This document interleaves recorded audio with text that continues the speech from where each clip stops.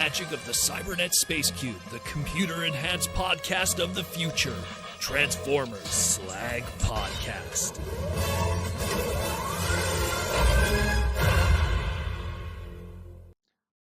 What's up, everybody? How we all doing this evening? It's been a busy one today. I'm a little exhausted, so we'll see how much we could get accomplished today. My name's Protoman. This is the Transformers Slag Podcast live stream Saturday night hangout, the main event. My name's Protoman. This is the face that runs this place, the voice that you hear Monday to Friday. How we all doing? We got a little bit of news to cover. We got some stuff that we picked up today to talk about. And we're going to just take some super chats and just chill for the rest of the evening. See a lot of the YouTube members and Patreon people have rolled in. So it's nice to see everybody today. So let's do that, shall we? Got a few things here today to talk about. Not much, but it still should be fun. So let's jump into that, shall we, before the whole system crashes. First up, let's talk about some Rise of the Beast items that started to show up over the past couple of days. So essentially what's been happening is in the packaging facilities in Longueuil, Quebec, a lot of the product for the Rise of the Beast mainline has started to show up. A lot of the role play items, the gimmicky kind of items, a lot of that stuff is in the factory and is now starting to leave to be sent to retailers and distributors. What does that happen? That means, some stuff is going to leak between the fingers and photography is going to be taken. And today, let's talk about the Rise of the Beasts 2-in-1 roleplay battle masks of Optimus Primal and Bumblebee. Now, this is definitely something different. We've seen roleplay masks with Transformers many times. We've seen them from the light up variant, voice changing variant, or just plain Halloween style with a strap behind the head kind of mask. This kind of takes that to the next level in the sense that we have a mask that also transforms into a robot mode. I can't say that I've ever seen anything. I've seen glasses that you could wear that transform. I've seen that. That was a bootleg that I saw. I've seen watches that you could wear that transform. I've seen hats that you could wear that transform. A lot of these have been bootlegs. But I've never seen a full facial kind of mask thing going on that could transform. And looking at that Optimus Primal, that's going to be very uncomfortable. That's a whole bunch of monkey feet in your mouth from how it looks over there. But it's pretty crazy. It's pretty crazy, some of the gimmicks and ideas. I have a feeling this is stuff that is just going to be aimed at a younger demo, and they're just trying to see some brand new ideas and stuff and everything like that. And we'll definitely see what happens. But right now we have a shot at least of the robot mode for the Optimus Primal. The Bumblebee, we don't have a robot mode yet, but I would not be surprised over the next couple of days will we not only see the robot mode, but we'll probably also see other product. So this is the least of our concerns in a lot of ways. We don't have an MSRP on this. We do have a EAN code and a UPC code, but we don't have an MSRP that comes up yet. If I had to take a guess, these look Voyager scaled, and I wouldn't be surprised, considering it's a role play item for a younger demo, that they might put a higher price point on it.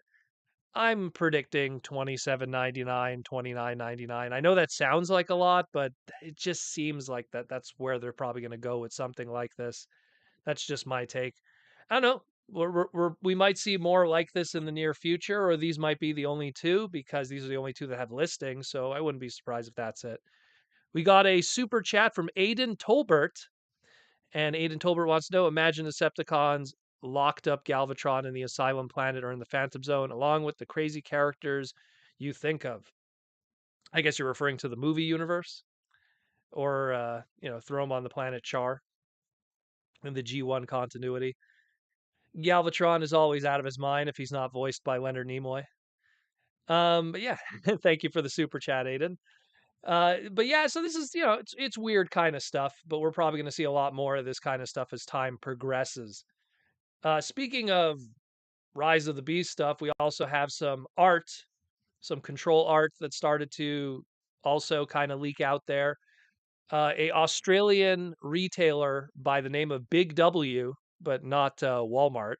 An Australian retailer by Big W uh, pretty much posted a bunch of listings of Rise of the Beast licensed clothing, whether it be boots or t-shirts or shoes or pajama pants. And a lot of this stuff featured control art that is probably going to be a 100% representation of what Rise of the Beast movie Bumblebee is going to look like, Rise of the Beast movie Optimus Prime, as well as some emblems and logos. Autobot Decepticon, a modified Maximal, and the Terracon logo for the movie. So again, not really big news, but it really is in a lot of ways how we see a lot of this kind of stuff. The very first time, like I said, we saw movie Optimus Prime, the 2007 design, was a leaked out beach towel in December of 2006. Some licensor who obviously got the license to do Michael Bay movie beach towels back in 2006, going into 2007 for the movie launch, uh, made an Optimus Prime movie beach towel based off of some control art that was provided to them. And that beach towel got out, and that was the first time we saw how Optimus looks. And if you're wondering what that art looks like, I mean, 2007 had a very specific kind of art style that was just used on everything. That Optimus art was used on posters, tackle boxes, folders, cups. It was probably on a box of Pop Tarts. I wouldn't be surprised. There was all kinds of crazy stuff. So again, this gives us a little bit of an idea of how these guys are going to look. I think the big thing to take away from all of this is the Terracon logo. Now we got a nice clean look at it, and it's very Unicronian kind of look. So at least that's kind of cool.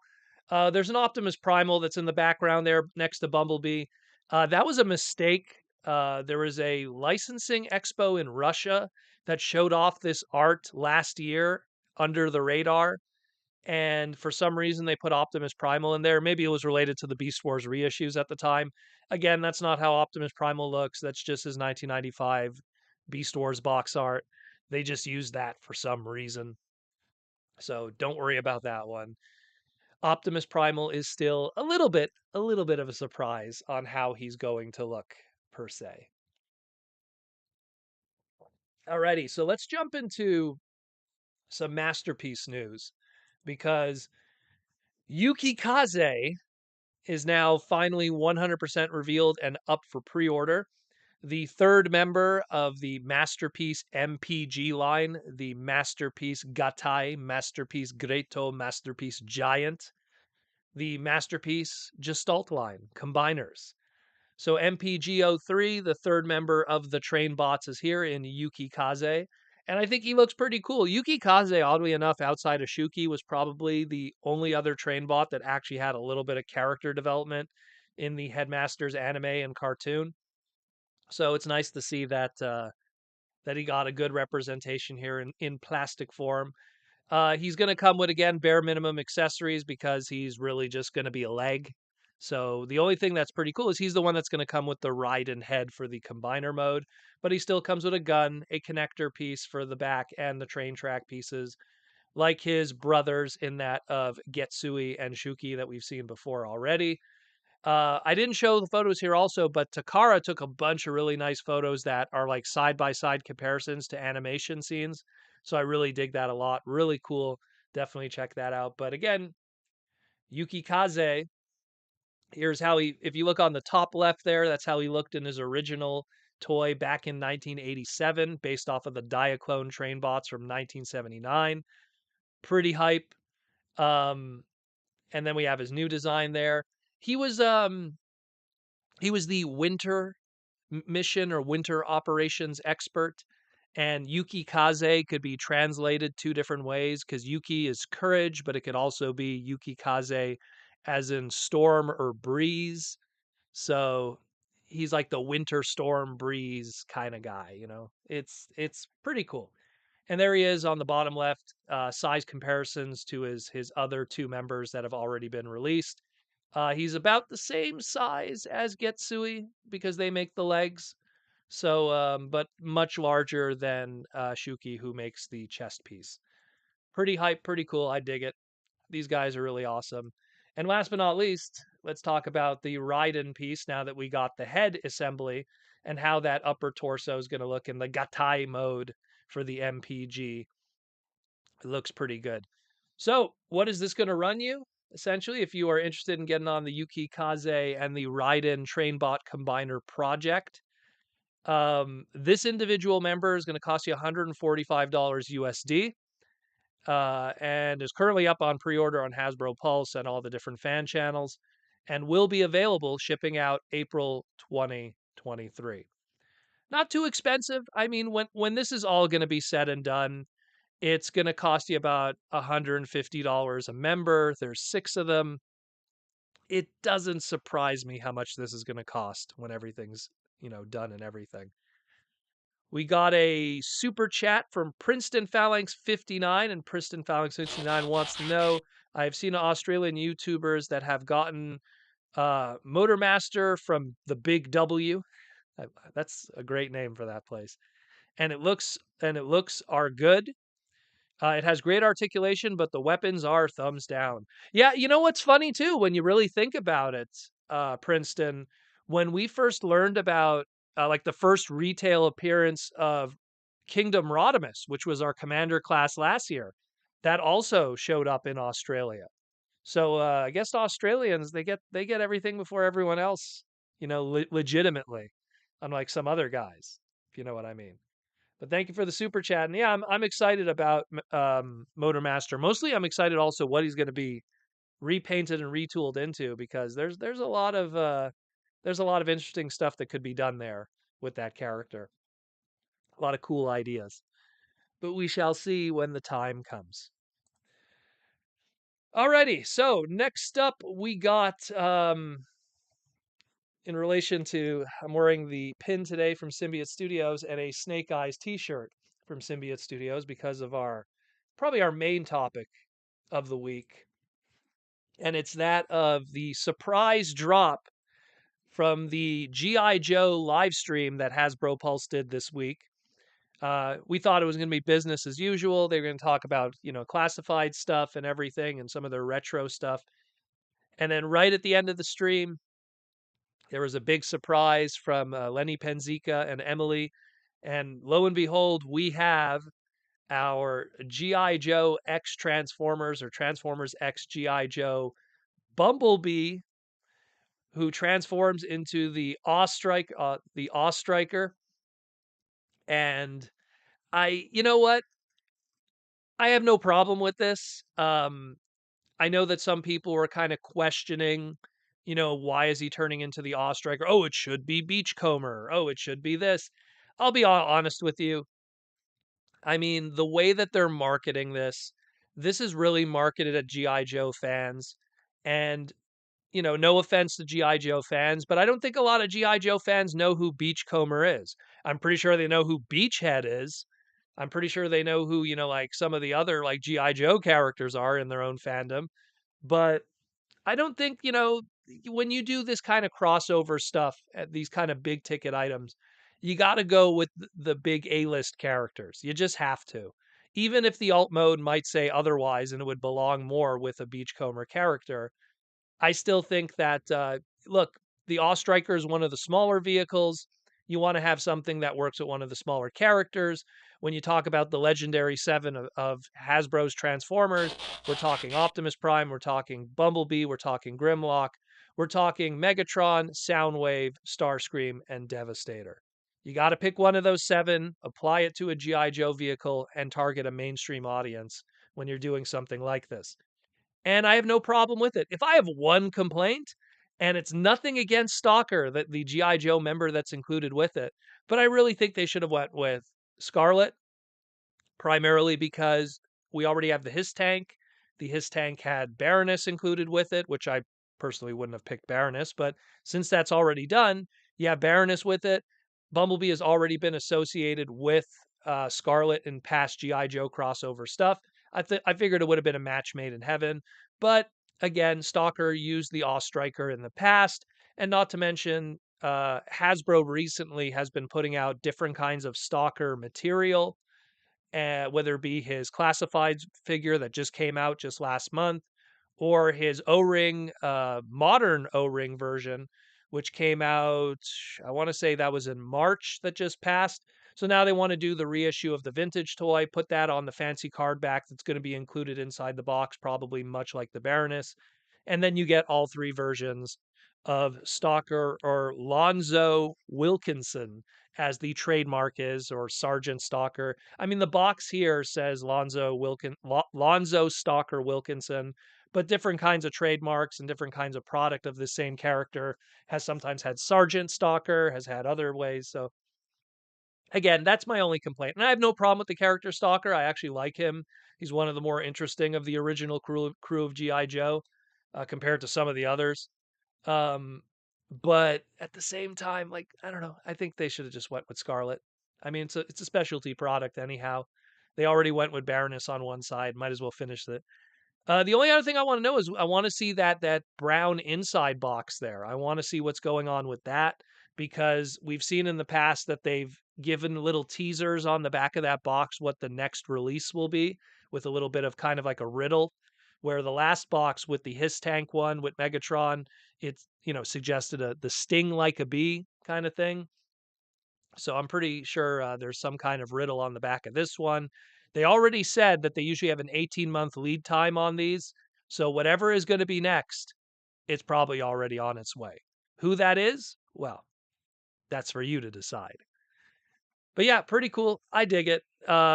What they have right now is it's going to be $68.99, so $20 cheaper than the Megatron. The Megatron was $89.99. This one's being designed by Brian Parrish this time around. The last one was designed by Evan, who did the Megatron.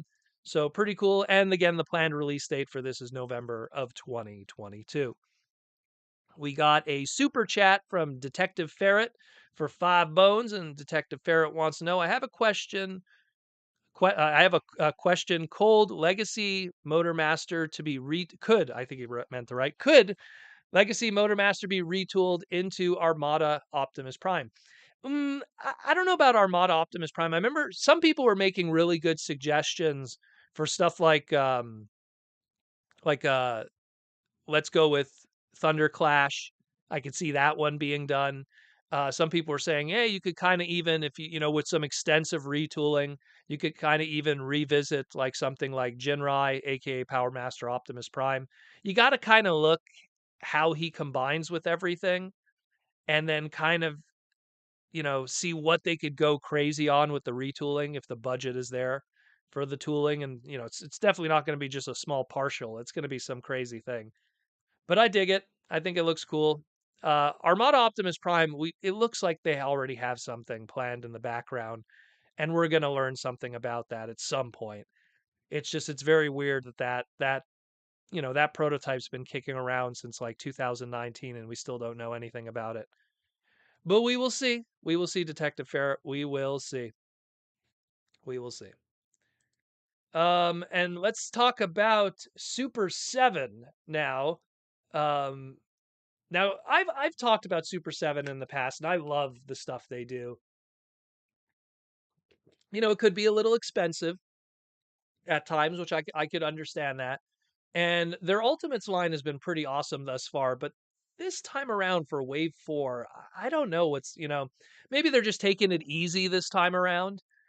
So instead of, the past three waves we've gotten of their Transformers Ultimates line, they've always had 4 figures.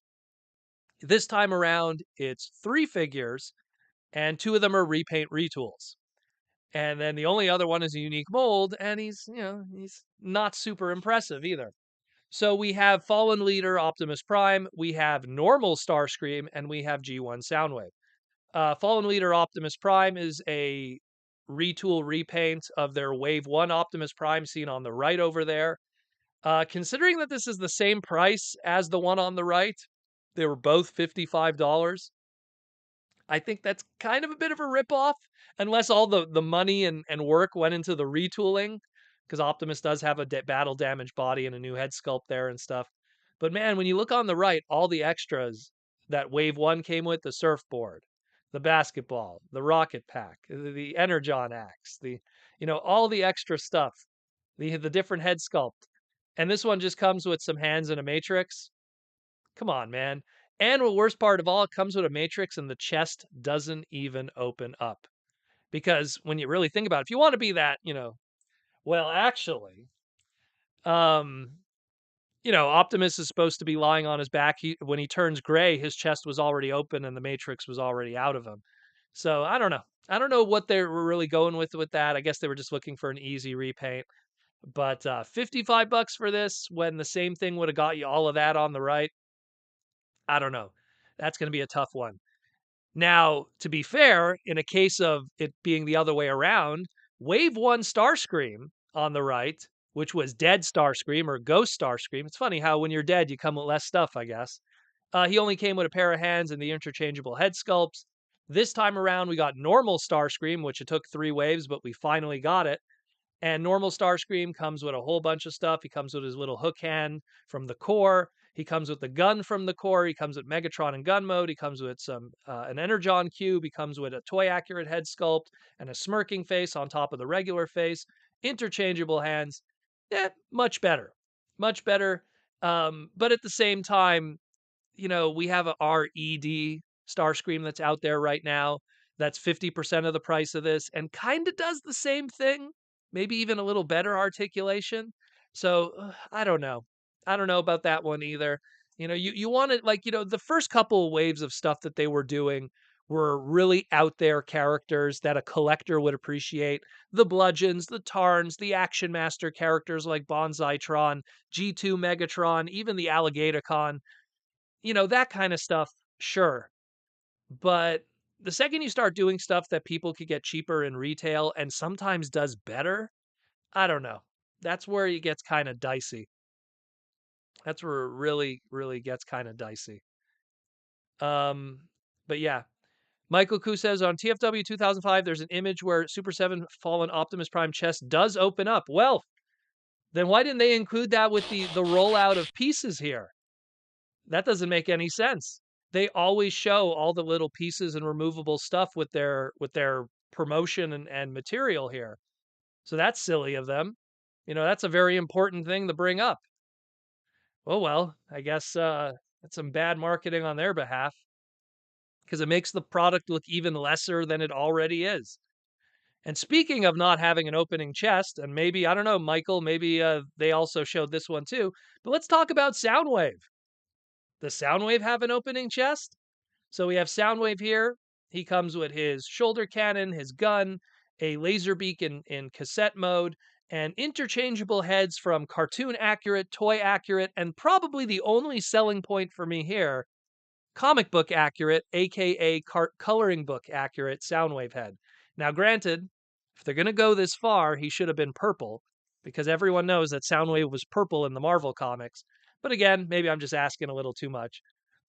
Does his chest open up though? Because if he comes with that tape cassette and the chest doesn't open up, he already doesn't have, any kind of transforming bird, that's fine. No Laserbeak, okay. But if you don't have the opening chest to put Laserbeak in there, I don't know, man. I really don't know. And again, on the right there is the RED Soundwave, which had the opening chest, it had the guns, it had the articulation, it had the interchangeable hands, and half of the retail cost. Again, I love what Super 7 does, but when they do something that literally you could get cheaper elsewhere, that's where you're not going to win people over. But when you do a Tarn, that comes with nickel and it's $55, oh, you're going to get tons of sales. But otherwise, I don't know. I don't know. I'm just not feeling it this time around. Anyways, if you're feeling it this time around, these are going to be $55 each. You could also get them in a group deal. And these are going to be available summer of 2023. I believe Wave 1 is just starting to show up with people. It took a while for people to get Wave 1, and they're already advertising Wave 4. And it took a while for people to get it, and I haven't been hearing really good things, unfortunately. It seems like articulation is pretty limited, but again, it's a boxy design, and I guess they just didn't put a whole bunch of extra joints to kind of make it happen. I hope it works out in the end because the Tarn looks really good. The Bludgeon looks really, really good. So, and those were ones that I did get. So I really hope they turn out good. Let's hope all for the best from when it comes to that. And that's it more or less for the news. The only other thing I just wanted to talk about again is Symbiote Studios just revealed their brand new plush of Thundercracker just last week here on the podcast. Probably is going to be hitting the front page news of TFW very soon because I just showed it to all the moderators and stuff like that. Um, but again, check out the rest, pick them all up. They're going to be coming out in July of 2022. Wheeljack, the brand new Starscream, and Thundercracker. And we have more reveals still coming up later this year. I don't know who they are. I don't know anything about Transformers, so I have no idea who those are. But those two are also on their way, and there's even more for a Wave 5 coming out um, in the second half of this year. It's gonna be crazy. It's gonna be crazy to say the least. But again, check out Symbiote Studios. The plush, the pins, and the t-shirts. I'm rocking the Bumblebee today of their pins. I'm rocking the Snake Eyes shirt. You can pick up their cool Snake Eyes shirt with all the other stuff too. There's their Snake Eyes stuff. Get the Snake Eyes plush with a little Timber. Isn't he adorable? Or Cobra Commander, or My Little Pony, or Power Rangers, or get some pins, or some Magic the Gathering pins. If Hasbro is your brand, then Symbiote Studios is the place to go. SymbioteStudios.com. I only take sponsorships that I stand behind. I get a lot of people that want to do sponsorship stuff, and I've rejected so much of it. Raid Shadow Legend? Really? No, thank you. But I love what Symbiote Studios does. I support what they do, and they have cool stuff that just, it speaks to me. And also, speaking of cool stuff that speaks to me, if you haven't seen it already, the latest episode of the Toy Armada with Aaron Archer is live. We posted it just the beginning of this week, and we are back talking about Transformers. And if you want to hear me and the awesome Aaron Archer talk about the Transformers Armada and Vinyl Tech line, the very first year, along with a lot of its development history, how it happened, car licenses, the whole kit and caboodle. Again, the Toy Armada and Aaron Archer on YouTube. Throw that in your YouTube search engine and check that out. It's an hour and a half long. It has tons of behind the scenes photos, designs, all kinds of cool stuff. It's a visual podcast, so you'll have a good time.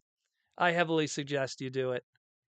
Just you're building a model kit, cue it up on your iPad, and enjoy the rest of the evening with the sultry voice of Mr. Archer and me just rambling in the background about Subaru Imprezas or something. But again, the Toy Armada with Aaron Archer. Again, go subscribe to that channel if you haven't already. I mean, really, people, really.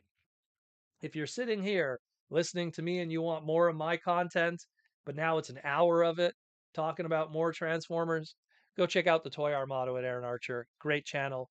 Like, comment, subscribe, all of that jazz.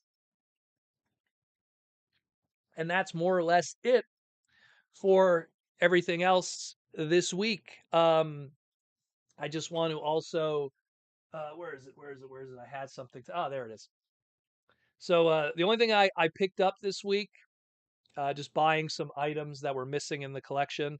Not a really cerebral one. I got Rescue Bots Blades, the Energon infused one, which is kind of cool when you transform it. Does that kind of thing. For a simple, for one of those simple rescue bot transformers. I never got this one because these guys were ridiculously expensive. I paid $1. $1. Can't go wrong for $1. So picked him up. That's about it for Transformer stuff. Otherwise, I didn't really get much else this week. Been kind of a quiet week in the Transformer world here in Montreal in terms of stuff that's available to purchase and everything. It's still kind of limited. But otherwise, yeah. Otherwise, yeah. What do we got here? What do we got here? Eyes on the ace. It's Pikachu and Onyx. I'm missing an argument or something. Michael Koo says, hopefully Symbiote Studios does a Kremzeek plush.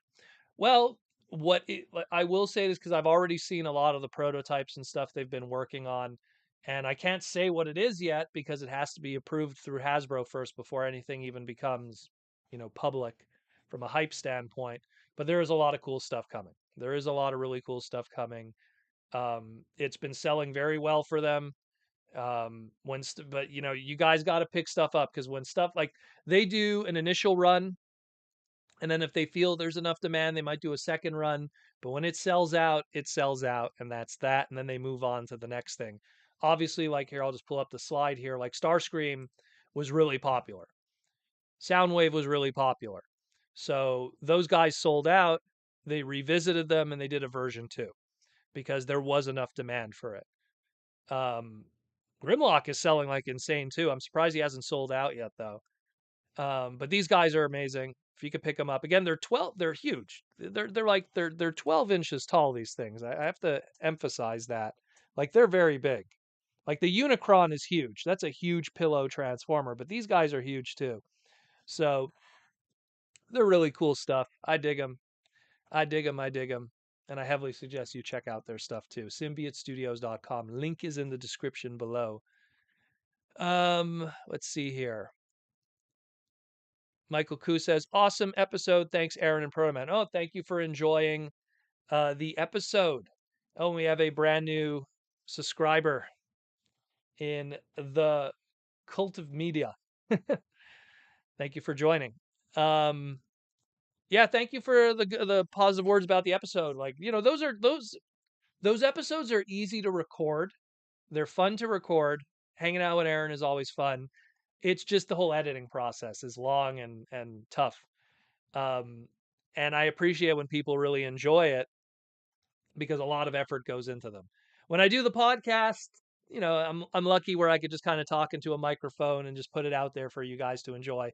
But this, the Toy Armada is a lot more hard work, and I appreciate when people enjoy what they hear and what they see. And there's gonna be more of it. There's gonna be more of it. So just stay tuned for that. Be sure to sub the channel, and we'll have more in the future. I don't know when, but we will. You know, it's some really good stuff, and people like it. So that's all that really matters in the end.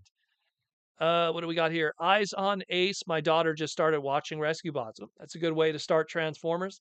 That's exactly what it was made for. And they're good, simple, clean Transformers. They're nice and fun. Another friend of mine, shout out to Misam, he did the same thing too. Like he had a son and a daughter, and he's a lifelong Transformer fan. And he like went out of his way, like because he had kids and Rescue Bots was already, I think, 2 or 3 years old, and he went out of his way to get everything Rescue Bots for them. Like they have play sets, they got it all. And they love it. So it's a good starter. It's a good starter. Spring is Prime got Magna Boss depth charge at the yard sale today for 9 USD. It's some good stuff. Although missing depth charge is Fish Gun. Well, Magna Boss, you got to be careful though, Springus. Silverbolt, the Hawk component, he's very fragile, and when you do the Magna Boss mode and you attach his wings, he has these little pegs on the side of his wings. Be careful. The BPS, or the brown plastic syndrome, it could shatter, so be careful with that. And I believe his missiles too, the way they're stored, a lot of times those get lost also. So be careful with that, my friend. But a very good find otherwise. $9. Can't go wrong. Cannot go wrong, especially with depth charge. He's a fantastic toy too. One of my favorites. Eyes of the Ace, Pikachu and Onyx for the unreleased plushes. I think Pikachu. I think Pikachu has enough enough plushes.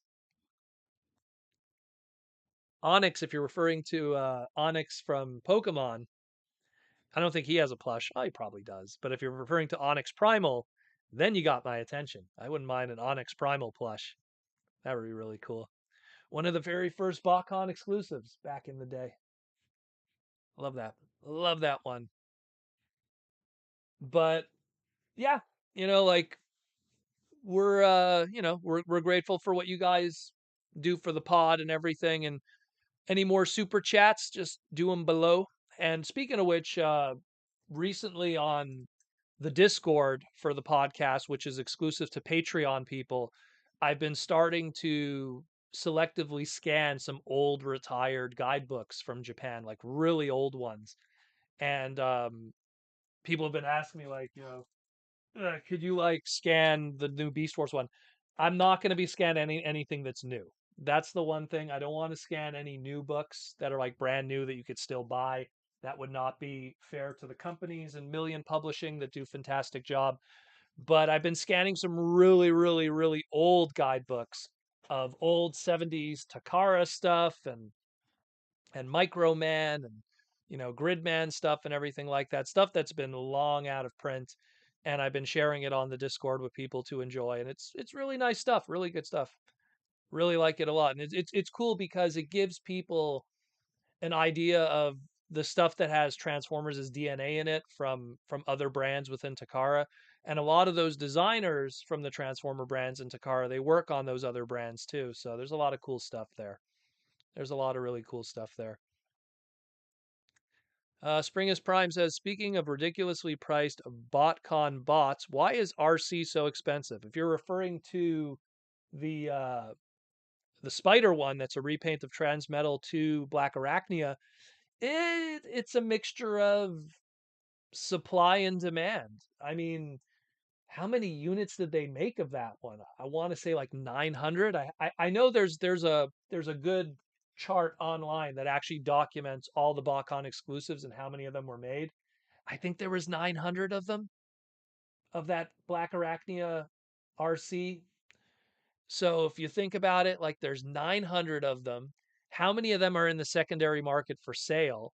Because a lot of fans, and me included, bought it and kept it. That was one of my very first BotCon exclusives. Um, it's there. It's just because there's not a lot of them out there. I use the term, I call it Amazon syndrome, which is with Amazon the website.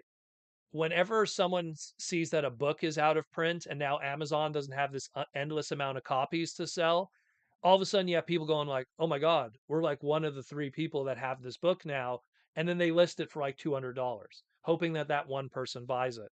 So it's kind of the same thing where there's probably like only two or three people that are actually willing to sell their Black Arachnia RC from BotCon 2001. And they're like, well, if I'm going to be one of the only two, then I'm going to be asking insane money for it. And I believe, if I remember correctly, and I could be wrong about this, but I think the MSRP on that was $49.99 at that BotCon in 2001. Azusa did a book many years ago that has that all documented. I'm not going to go reach for it for now. He did a really good 10-year retrospective book with Akiyama. I talked about the history of, and Fumiho, I think, also helped with that book, which talks about the history of BotCon throughout the years. Another great Japanese source book that I don't want to scan that one because that was a fanzine, and maybe Azusa one day will reprint it. So let him get his money. Let him get his money. He's a good guy. But it's just what it is, man. Sometimes you just have BotCon exclusives that are ridiculously expensive, like ridiculously expensive. Like me, I've never owned a G2 breakdown. I would love to get one, but I'm not going to spend like $1,000. Like that's money that could go in a million other things, in my opinion. That would be more worthwhile than a G2 breakdown. That's just a repaint of an old G1 mold. So that's just my take. If I'm going to buy something that's $1,000, $2,000, it's got to be something that's like historically incredible. Like G2 breakdown, I get it's the first BotCon exclusive, but I don't know. I rather buy an animation cell. I rather like buy something like that. That's like almost one of a kind. Uh, Trevor saying you need to all join the Discord. The conversations are always fun and interesting. Yes, they are. Yes, they are. Yes, they are. But Proto Minerva. Minerva is a favorite character of mine. I paid a lot for Minerva to get her 100% complete. And Bone White, which is really difficult. I don't know if you could even see her. You could barely see her. You could see Buster and Hydra. Minerva's right over there somewhere, um, but Minerva, man, like, yeah, that's gonna run you $2,000 easily. And that one, there's the historical significance. It was the first ever female Transformer toy. Because RC didn't get hers, and Black Arachnia would, I think, be the next one after that years later. So Minerva was a big deal, and then combined with the fact that Japan was right, and so was Hasbro. Why did we not get RC? Because they were like, well, she won't sell well, and that's why we didn't do an RC figure. And when Japan's like, no, we're going to do we're going to do Minerva. It'll be the first female Transformer. And guess what? She didn't sell well. So Minerva didn't sell well. There's not a lot of them in the secondary market. And as a result, no surprise, she is very rare. To get a complete Minerva with her card back, with her box and everything, you're talking $1,800, $2,000 I've seen in the open market, maybe even more. It's pretty crazy.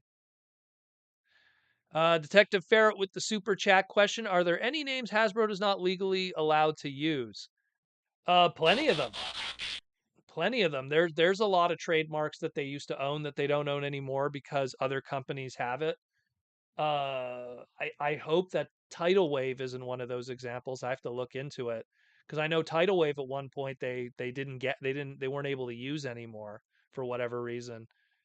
There's tons of them. There's tons of them. I mean, I can't think of like a crazy amount of them off the top of my head, but I mean, look, we were just talking about Stalker, the GI Joe character, but Stalker was also a Transformer character.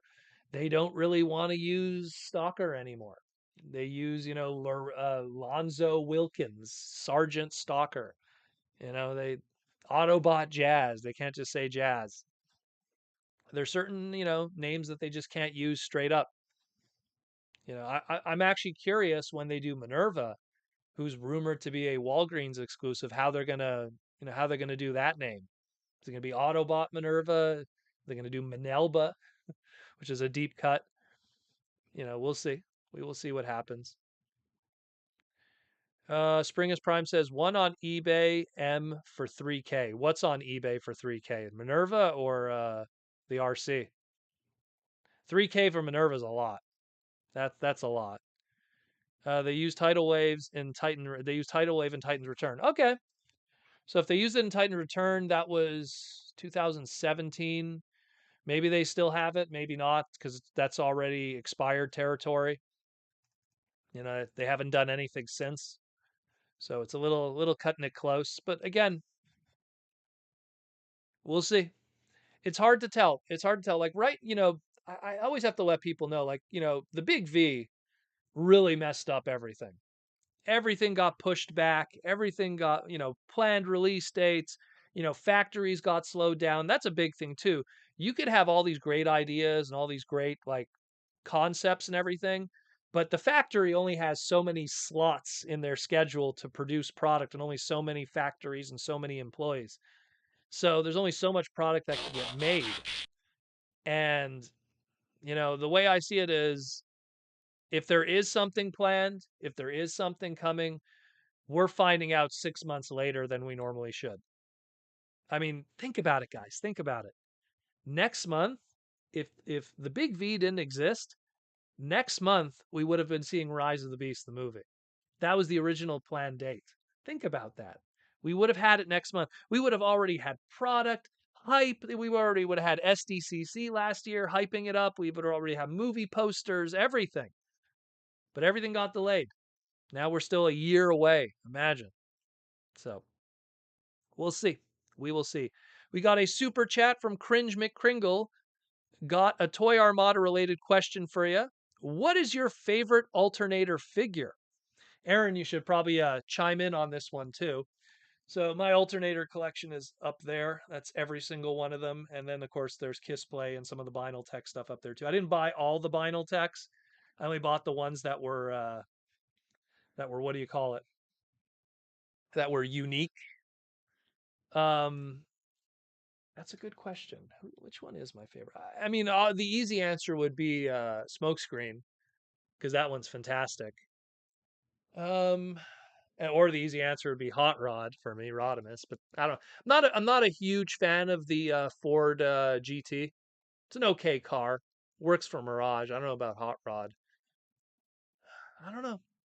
The easy answer is obviously going to be the smoke screen. What else is really good from that line? Hmm. I have to go with the smoke screen. It's probably my favorite one of the bunch. Just everything going on for it.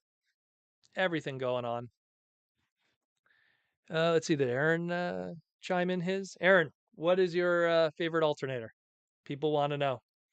I'll go with if you could get one alternator, get the Vinyl Tech, the Japanese smokescreen, or Vinyl Tech Tracks, the blue one, not the yellow one, the blue one. That's a really good one too. Um, and I believe the sad thing is the alternator's hot rod. Both ways to get him are kind of difficult because you could get the Kiss Play one, but that one's ridiculously expensive right now.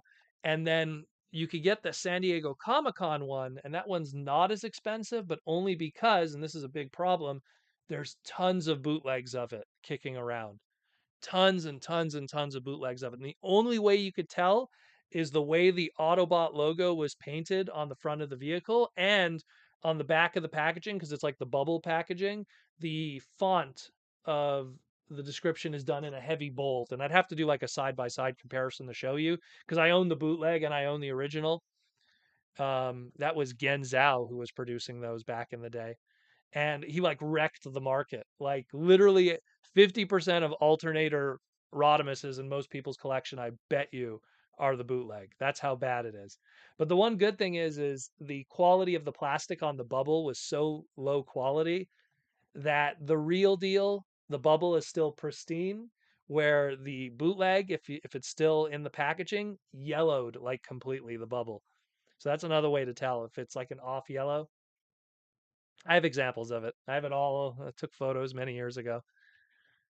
Where are we at? Where are we at here? Michael Koo just noticed that the Rise of the Beast Terracon symbol looks like a transmetal black arachnia face. Well, actually, it's supposed to look like someone else. That's all I'm gonna say. Michael Koo, yeah, Mattel is using up a lot of Chinese factories for their Jurassic World toys. Well, it's just how it is. It's just how it is. Now, keep in mind, Hasbro does their stuff in Vietnam, not China, so it's different. Uh, the Chinese factories are usually Jetta Plastics or Jetta Industries. The Vietnamese factories, I forget the name that Hasbro uses right now. Um, but no, it's just everything's backed up right now. You know, again, there was a global madness. I can't even use specific lingo because I'll get flagged. But there was a global madness that just kind of ruined everything for everybody.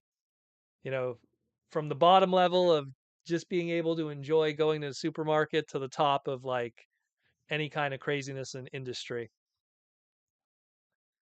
Princeton Phalanx 59, what do you think of the images of Legacy Velocitron IDW Blur?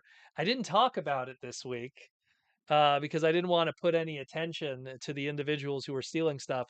But I think it's really cool. I kind of have like a love-hate relationship with that release because I love that design. One of my favorite comic books of all time is the IDW Blur Spotlight by Casey Collar, and I love that drift retool repaint that was based on that.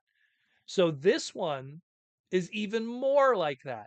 The problem is it's using that blur mold, that Studio Series 86 blur mold.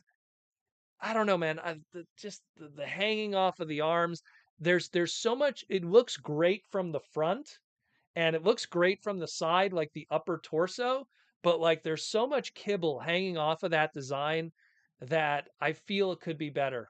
It could be better, but it looks amazing otherwise. I mean, I love that comic, so I'm definitely excited, and I'm going to try to figure out everything in that Velocitron, whatever Velocitron Speedia 500 line. What a long name. Looks fantastic. Looks fantastic. It's all my like favorite characters from different kinds of walks of racing life in Transformers, all in one product, and I love it. Love it, love it, love it. I am going to try to get like 3 overrides. That's how much I love that line. Uh, where are we at? Where are we at? Where are we at? Tom Laney, did Aaron answer? I guess he didn't answer. He's probably drawing right now. Um, Tom Laney, like how Proto hypes up new upcoming figures in the movie without hyping up new figures and upcoming. What? I don't even know what you're referring to, Tom. Michael Koo, I'm hoping that we see Velocitron figures on Tuesday. Well, Transformer Tuesday is going to be happening. There's going to be something, but it might be the Shattered Glass. It might be the Shattered Glass one. So we will see. Eyes on the Ace. Speaking of packaging, All Kingdom, Beast Wars Megatrons in Walmart on clearance don't have the name on the packaging. Seen about 5 of them, no names. Really? Well, I don't have a packaging of that nearby. Really? Doesn't have Megatron's name on it? Well, it doesn't matter. I mean, Megatron is a lock for trademark, so that's not a big deal. When does the Speedia line come out? Well, right now it's leaving the factories in packaging. So that means that it's going to be hitting distributors any day now, which means if it's hitting distributors, all it takes is for one store to not look at the street date on it, and boom. I wouldn't be surprised if tomorrow it comes out because the second it leaves those distribution factories from Longueuil, like I always say, everything's made in here. Let me show you. So everything's made in Vietnam. Eh, come on, work with me, camera. It's all made in Vietnam, but all the packaging design is made in Longueuil, Quebec, in Canada. The second it reaches Canada and it's put in the packaging and then goes out to distributors, at that point, it's only a matter of time. You know, a lot of movie toys showed up for the first time ever in Canada in Montreal. I'm just saying. As someone just mentioned before, in Australia, they're Motormaster showing up already. It's just a matter of time. Just a matter of time. Um, Again, I wouldn't be surprised if it's tomorrow. I'm really not.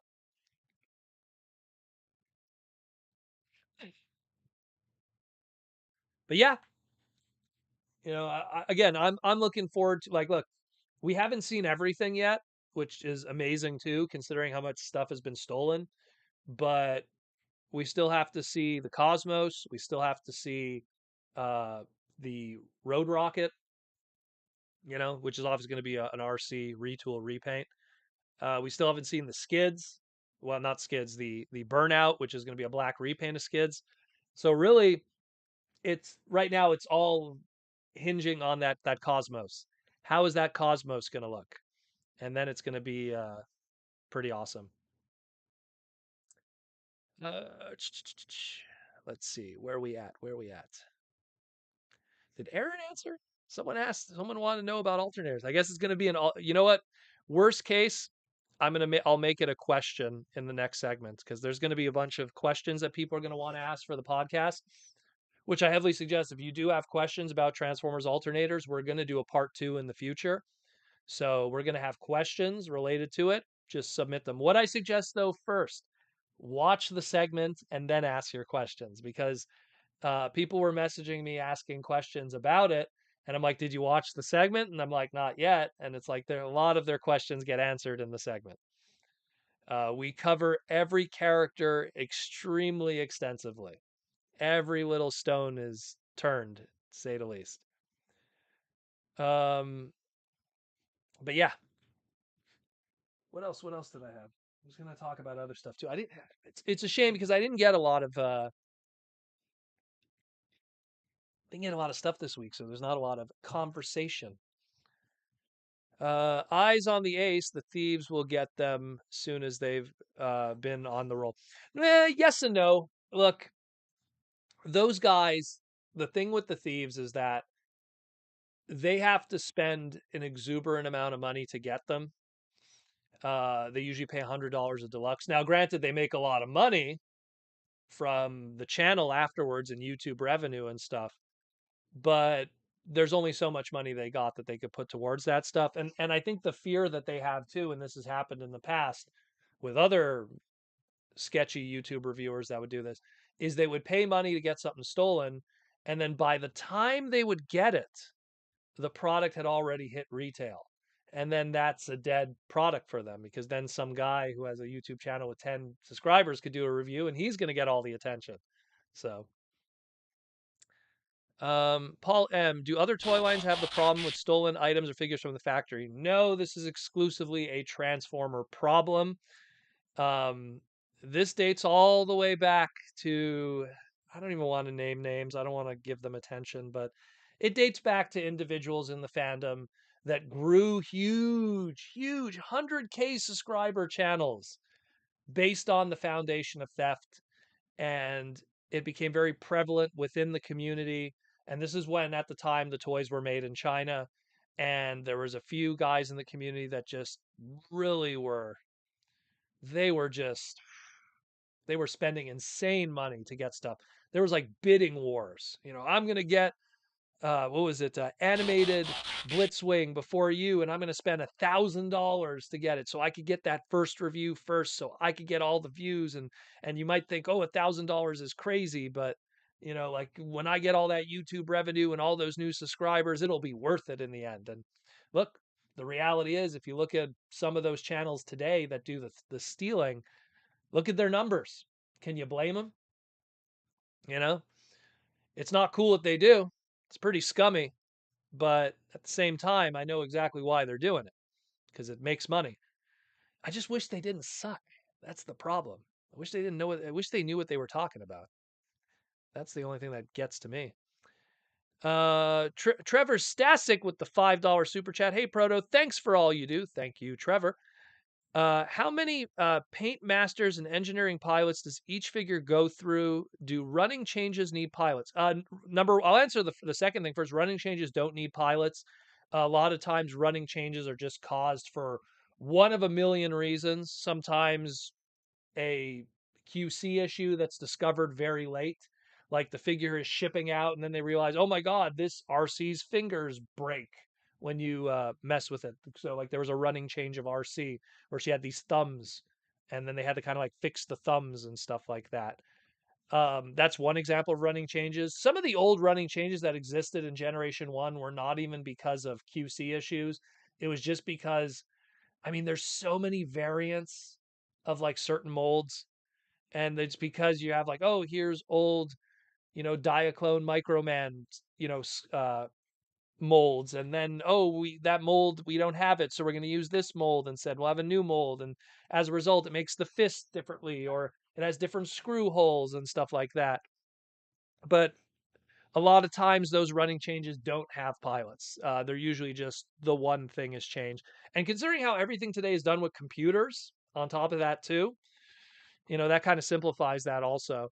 Going to the first part, your paint masters and engineering pilots, um, they usually, if I had to take a guess, you usually have a resin proto, unpainted plastics, all the different ABS, ABS, POM, all of those.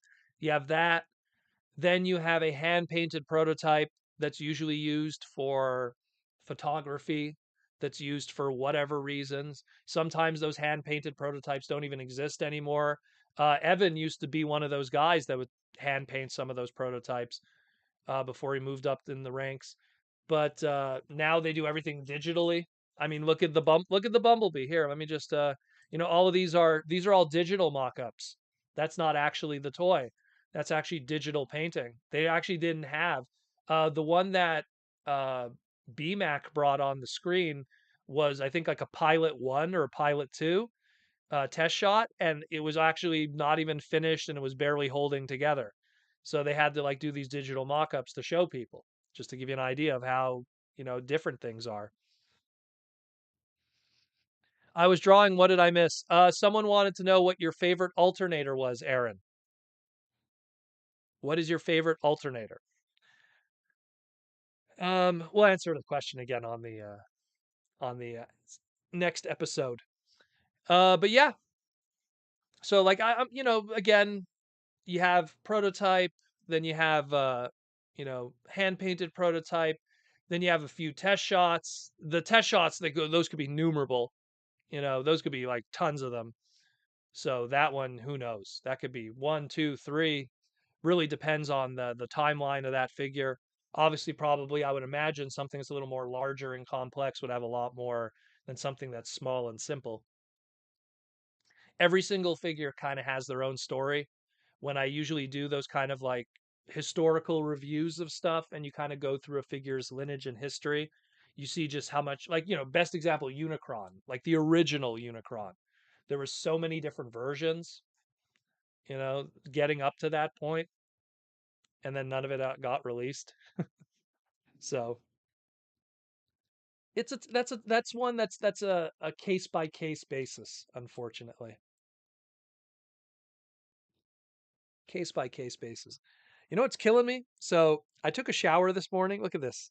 I took a shower this morning and then got out of the shower. I had to go shopping. I put the mask on and then it just like screwed up my hair so bad. I'm just looking at it. I'm like, I look like Dennis the Menace. Anyways, for anyone who knows what I'm talking about.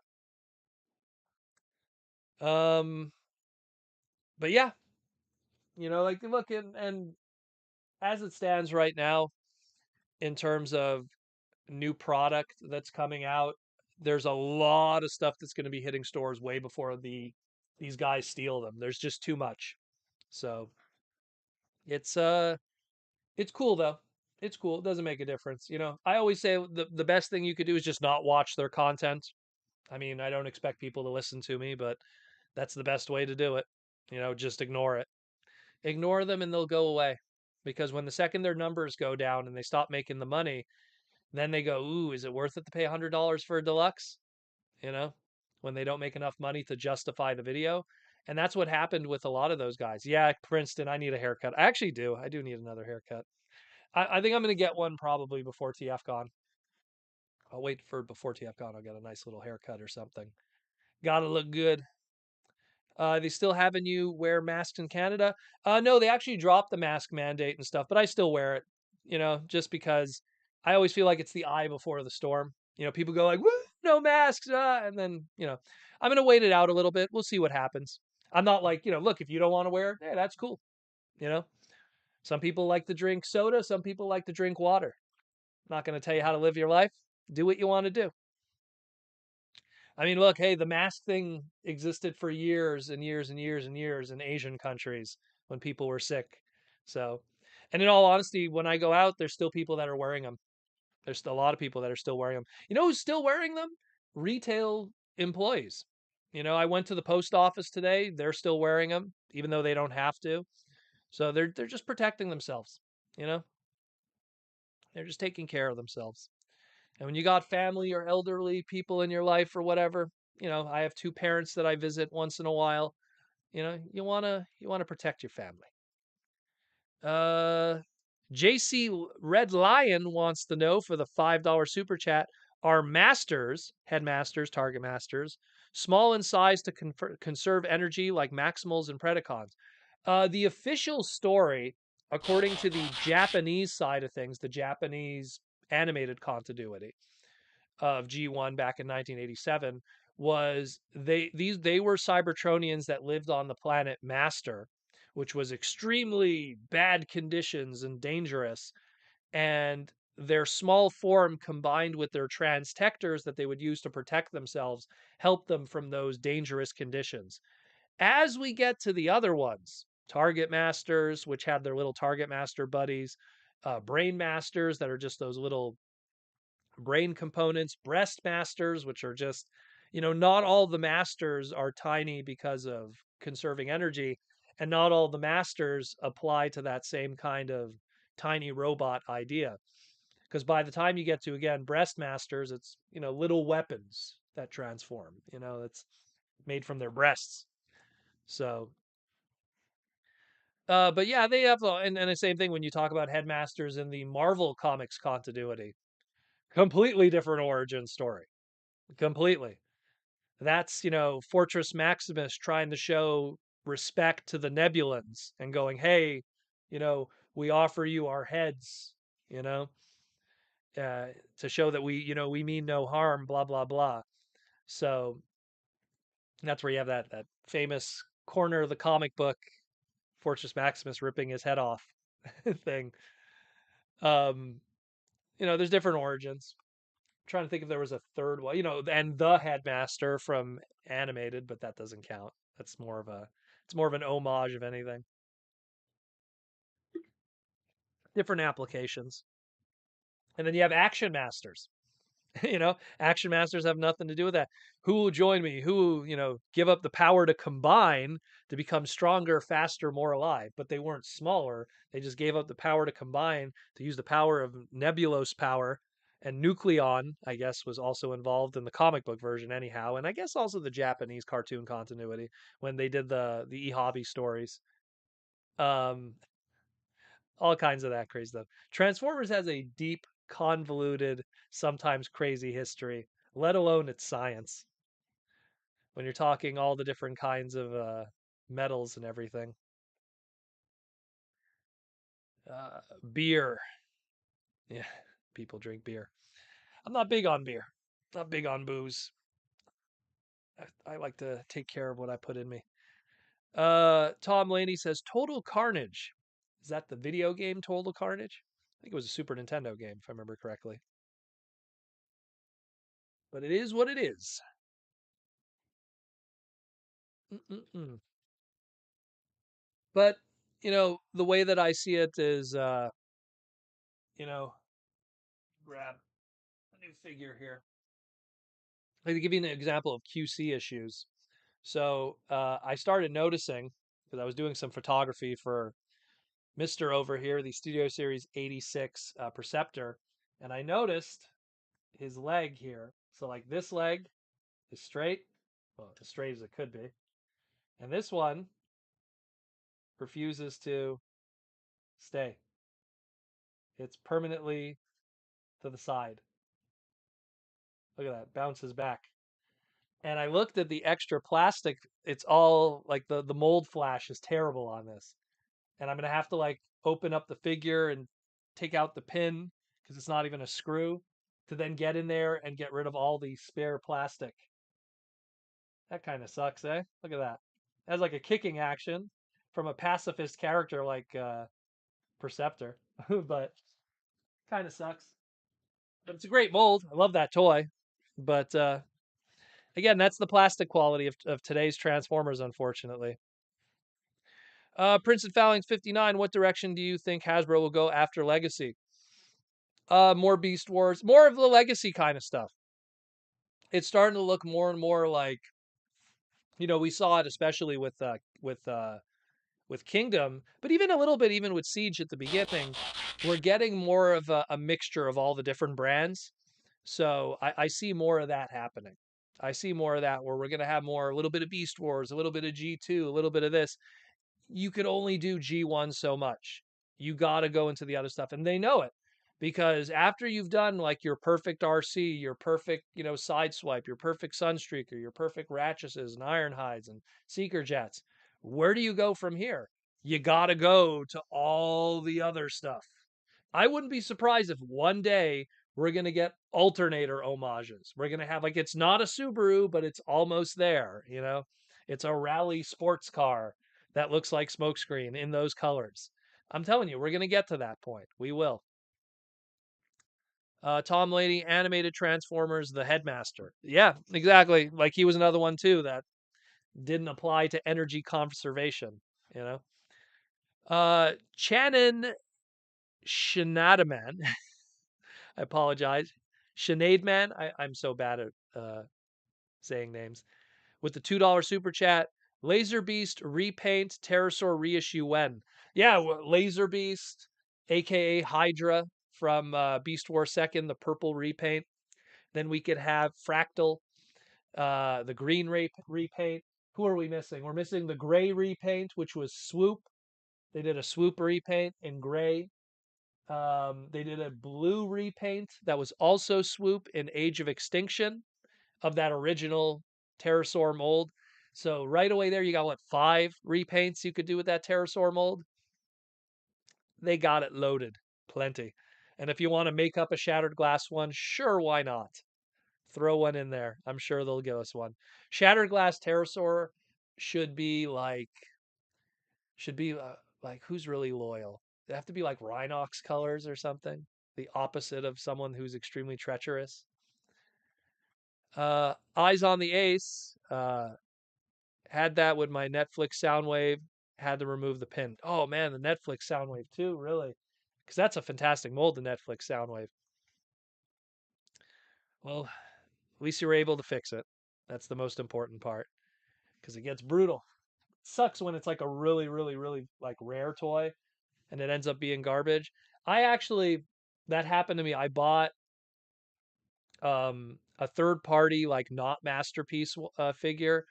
Probably some people saw it in my Instagram, which again, if you're not following my Instagram, you know, um, the Taiho You're Under Arrest Skids retool repaint. Man, the QC on that is terrible. Oh goodness. I think it's X Transbots is the company. Holy moly, to spend like 100 and something dollars on that and for it to be like really bad quality. Mm-mm-mm. Be careful, buyer beware. That's all I'm gonna say. You know, it's such a shame, especially when you buy expensive stuff. When you buy like a $3 or $5 figure, and it's like they knock it out of the park, and then you buy $100 figure and it's not like that. Ugh. T Formers 2002 with the super chat. Thank you, T Formers 2002. If you were asked to make the very next Transformers animated toy homage, which character would you choose? I'd want to see either Blitzwing or Swindle. So what you're trying to say is if we would do a toy homage in like let's say Legacy or something or whatever would be the next line, which character would I pick? It would have to be someone that has a really unique design because whatever character they'd pick, they'd obviously convolute the animated aesthetic into whatever that house aesthetic would be for for Transformers Legacy or Legacy 2.0, whatever they'll call it. So it would have to be because like if you do Hot Rod, he would look like Hot Rod. It would look like Hot Rod. You called it animated Hot Rod, it would still look like Hot Rod. It'd look like a G1 Hot Rod. So it'd have to have someone that has a really unique design. And that's where you fall into like animated Prowl, you know, motorcycle ninja design. You could even do that with the RC if you do some crazy retooling. Trying to see who else has like because like if you do Swindle, how far away are you from the actual Swindle toy? Not too much. Yeah, the actual animated Swindle was more like a Humvee or something, but it's still the same colors, it's still the same kind of general aesthetic. It's still pretty close. How about this? Oil Slick? Let's bring Oil Slick back to the modern age, much like how like, Lockdown got a modern toy. Just I'm looking at my animated display now. Like a Grimlock. That would look like any other Grimlock. But Sentinel Prime, that'd be a cool one. Do a decent Sentinel Prime. We haven't had a good Sentinel Prime. We had the original toy and that was it. Sentinel Prime would be cool. There's a few. There's a few. See, some people said Sentinel Prime. There you go. Black Arachnia, that's another one. Do ones that have unique kind of designs, unique coloring. Because look, Derek Wyatt was a huge fan of G1. And a lot of those animated designs, for better or for worse, were, you know, Bruce Timm kind of stylized G1 designs. So if you kind of brought them back to Generation 1's flavor and aesthetic, they would kind of look like their Generation 1 characters because that was the intent. Look at Optimus Prime, you know? Missing a whole bunch here. See, Tom Laney said Oil Slick and Lockdown. There you go. Well, Lockdown already got kind of a good toy. Obviously, it's a little expensive now, but he got a good toy in 2010 from the movie line. James, oh no, hold on.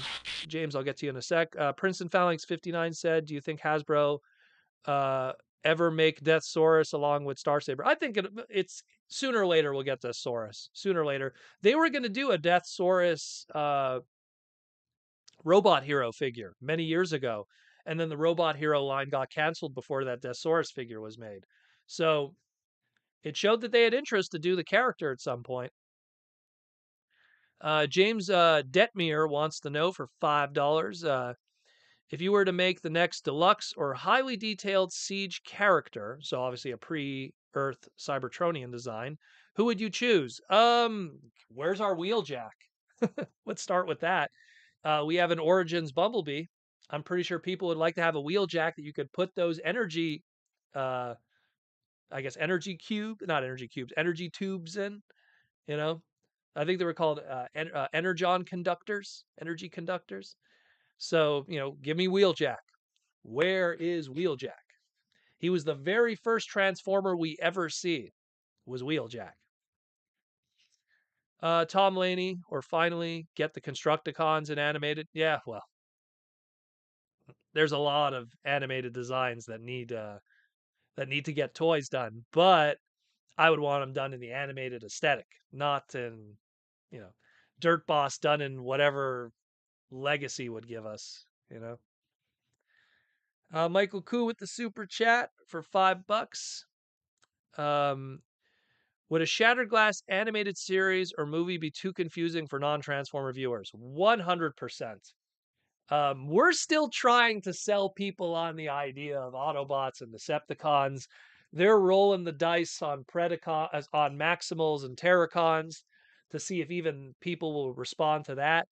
To make them go, down is up is down, cats and dogs raining from the sky, and do Shattered Glass, that's going to confuse them even more. For Hasbro to go, hey, Starscream, super loyal guy, and that Megatron dude, what a super dude.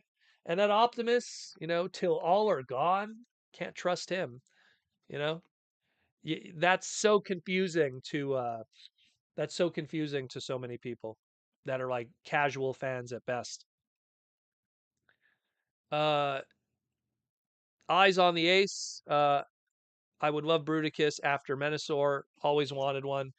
If I had to pick a combiner, I would want Defensor, but that's just because Defensor has so much diversity of the designs. Because you have a fire truck, but Bruticus is good too because there's a good mix in there. Um, but like you have a fire truck, you got a helicopter, you got an ambulance, you got a motorcycle, you got a police car. Nice, good mix that then you could repaint like crazy into all kinds of different characters, like they did before with Combiner Wars. Paul M, will the premium finish line continue? Yes, it will. We still have a few more stuff that has to be revealed from premium finish. We still didn't see the last 3 or 4 releases. They'll probably be announcing them soon, and Wheeljack's definitely going to be one of them. I know that for sure. They're going to do a premium finish Wheeljack. I don't know what the other ones are. I have to look at my list. I know I have a list somewhere where people were speculating on who we're going to get next.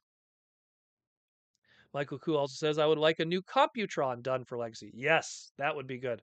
Computron is probably the most difficult to get out of all the Combiner Wars combiners that aren't like Japanese exclusives. So, yeah, he would be really cool to get again. And don't include Scrounge with him this time. Let Scrounge be an individual release so people can get him on the cheap too. Again, we're going to get a deluxe Scrounge from whatever that Cosmos is going to be in the Velocitron line. Who knows? Who knows? That'll be crazy. But yeah, I would like Defensor. I would like Defensor. He would, he's of the original combiners from back in G1, not counting Japanese stuff. He's my favorite. Always loved Defensor, just like all the cool stuff that he has, and they're all cool individual characters too. I like Hotspot. I like First Aid, voiced by Michael Bell. Nice happy Michael Bell voice. Cringe McCringle with the $5 super chat. Proto, who do you think the premium finish figures will be? Well, one of them I know is Wheeljack. You know what? Hold on, let me. No, it's not on this computer. Um, I have to get the slide. I had the old slide, which kind of speculated what the next ones are going to be. But I know that Wheeljack. There's 3 left, and Wheeljack is one of them. I believe Shockwave is another one too. Some people were saying Jetfire from the movie stuff. We don't know what the others are yet, though. But we're going to find them out really soon because I believe the line ends. I want to say in August of 2023, and they were supposed to announce one every month. So we're going to see more of that soon. We're going to see more of that soon. So look, Transformer Tuesday's coming up. Who knows? Might be part of it. Might be part of it. There's always got to be something to announce. Some brand new product, some brand new something. Look, just this week we got a new masterpiece reveal and a new crossover reveal. And I'm saying from an official capacity, not from a seedy underbelly thieves of the internet capacity. But yeah, how much time we got left? We got half an hour left. Oh man, we're flying. How's the audio quality? Are we good this time around? I always worry about that. Still trying to figure out everything. I want to get everything perfect by the time we do live streaming from conventions in the future. Eyes on the Ace for premium finished movie line. I want movie Ironhide secondary market is rough. Oof. Yeah, the studio series Ironhide. I have to one day do a Transformer finance video on him. The secondary market on that movie Ironhide is crazy. Is absolutely crazy. He came out like the studio series movie Ironhide came out right around the time when the Big V was like at its peak and distribution was doo doo. It was really bad. And, people were sleeping on it. People were sleeping on those. Same thing, like, because people are always like, why did they do Black Zarek? The Titan class Black Zarek repaint before all the other Titan classes could get repaints. And I was like, because Scorponok didn't get a chance.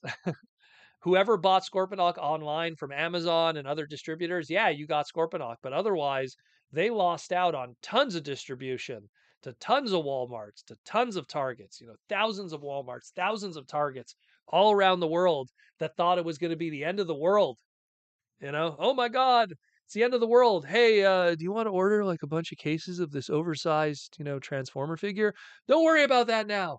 It's the end of the world. Ah, you know, and it affected distribution. And Ironhide is another example of that. The only difference is people really wanted Scorponok. Ironhide's a Michael Bay design, so you have like your contingency of people that really love it, and then you have people that can live without it. So a lot of people slept on that Ironhide, and now if they want one, money, money, money. Uh, Hornell says audio is good. Thank you, Hornell. Awesome. It could probably go to crap any second for all we know. Eyes on the Ace. I started collecting right after he sold out. Oof, bad timing. Well, you know what? Never too late, my friend, to get into this hobby. It's never too late. Now that you're in the hobby, you'll be able to be on top of things. And again, if you follow the podcast, we'll let you know about everything that comes out. You know, animated hotshot. Aaron Archer said animated hotshot. That's one that you would want, eh? Yeah, you know what? That's something that, that mold is out there. Sure would be nice if someone took that mold and made it happen, along with a few others. Uh, let's see. Just kind of look at the old questions in case Aaron said something or anyone else. No, doesn't look like it. And we got 30 minutes left in the stream tonight. And then we're going to relax. I have tons of cleaning I have to do today. Been doing a lot of sorting and everything because TFCon is coming in hot, and so far everything's looking good. Let's just say how did we word it last time? The Optimus Primal spots have not spread too crazy just yet in the news, so hopefully everything will be okay, and TFCon will be aces. But I have to prepare for that show. Michael Koo says right now online retailers are trying to get rid of the TF Jurassic Park mashup. Yeah, people were pointing that out to me. I think Jason, my buddy, pointed that out to me too. But I mean, how much was the see? And I asked Jason too, and I think he was correct. But How much was the sale? Because also Hasbro Pulse was trying to get rid of that Jurassic Park one. Which is cheaper? Because I'm seeing $69.99 right now for the TF Jurassic Park one, which is still very cheap, which is still a good price. But how much was Hasbro Pulse selling it for after you got the discount? Because that's a good one too. That's a good one also. That's one that you keep in the box. It looks so nice in the box that why would you open it? You know? Why would you open it? You know? You got to you got to enjoy it for its in the package kind of design. It's kind of like Mister over here, you know? So nice in the package that why would you want to open it? You know? It's one of those things. The Hasbro sale was cheaper by a few bucks. Okay, perfect. Perfecto. Well, there you go. I'm trying to look. There's a lot of other stuff that I'm gonna show it later in the week. Got other things that I want to take photos of. A lot of cool stuff. Michael Koo says Big Bad Toy Store $69.99, Amazon $79.99. Man, all these anyone who bought that brand new, I feel for you guys because man, there was just so many sales. That Pulse sale was absolutely bananas. It was crazy how much stuff was selling out. Like people were just like, meh, meh, meh, meh, meh, meh. It was nuts. It was crazy.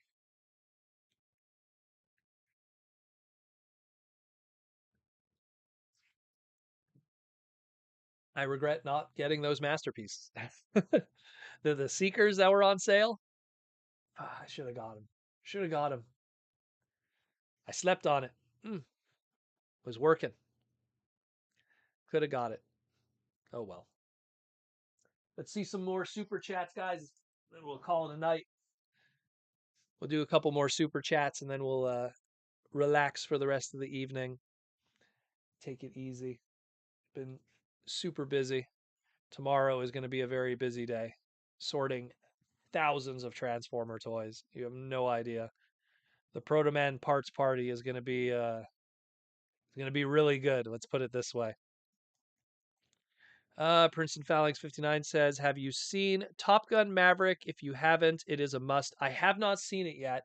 What I want to do um, is I want to rewatch the first one again.